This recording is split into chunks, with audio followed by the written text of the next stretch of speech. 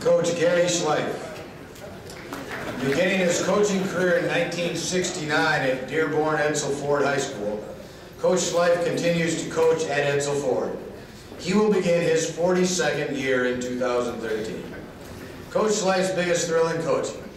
The biggest thrill for me, in addition to the many successful players we have coached, was when our team was ranked in the top 10 in the United States. Coach Schleif's most humorous incident in coaching, rather than just one, I would say attending coaching clinics with Coach Jack Bridges with Phil Book. And Coach Schleif's additional comment about his career: after coaching so many years, it is wonderful to see former players and hear about what they have done with their lives. Ladies and gentlemen, the newest member of the Hall of Fame, Coach Gary H. Schleif.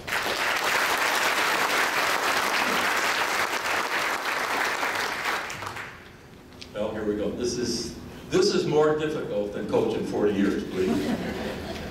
First, I'd like to thank the committee for this really special honor. It wasn't expected, but what a great evening this is for all of us. Next, I'd like to thank Jack Carlson.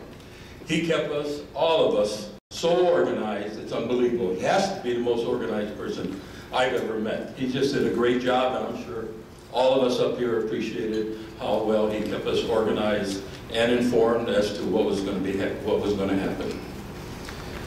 You can't coach football, of course, everyone said so far, is with support from your wife. My wife will get mad that I make her stand up now, but it's part of the game. So Patty, stand up please. Many years ago, she won't even remember this, she said, "I can't believe anything can be so important as coaching football is to you." And it's true. It's the greatest job in the world as far as I'm concerned. Now she won't like this either, but I'm up here, she's over there. Every Saturday, Friday, or Sunday and Monday, she makes 15 or 20 dozen brownies and cookies for the football players. She's been doing this for the last 20 years. When you go to practice, the big question at practice is not what we're going to do, who we're playing, what day is cookie day? And I'd say, I have no idea. I says, I haven't looked in the trunk. Can we have the keys to go look, see if they're in there? And they would be there. They've been there every week for years. And I thank her for that. I thank Mark Tyler, our head coach, who started this whole process of being nominated as a Hall of Fame member. And now I want to announce, I'd like to have two men stand up, Jack Bridges and Dwayne Maycheck. These two guys are both in the Hall of Fame. We coached together 25 or I don't know, 30 years, but now all three of us are in it. We think this is very special. We think it's very special because it's our whole varsity staff for those years, and we think it's special for us, and special for our school, Edsel Ford. And I'd like to thank, well, everybody at the two tables there, please stand up. I can't name all the names, I appreciate it. All my friends and assistant coaches and everyone there at the two tables. I appreciate you being here. Now just for a story of how this all began. Two most important people in my life are my two high school football coaches.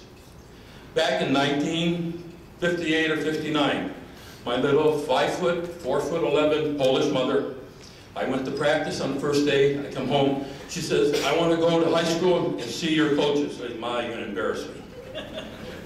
You didn't say no to moms back then. So we get in the car, we go to the high school. "Where are the football coaches?"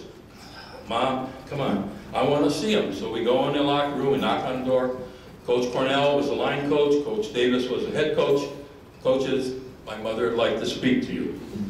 Are you my son's coaches?" Our dad had died just a couple years before that. She said, "I need your help.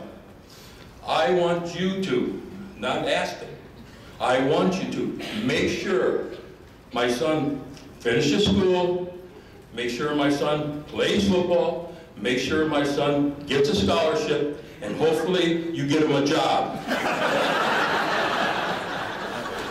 Well, those two coaches took it serious, I guess, because in 1968, I believe, finishing school, I get a call from the line coach, Coach Cornell, and he says, "Gary, are you finishing up?" "Yeah."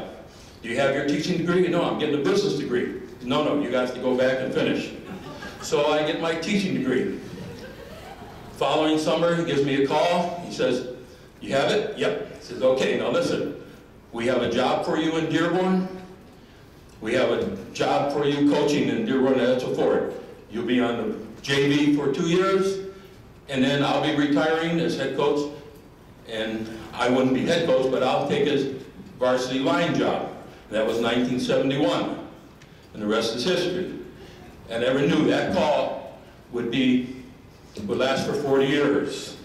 And it was, so I hope in some way, what those gentlemen, did for me, I hope in some way I've helped my players.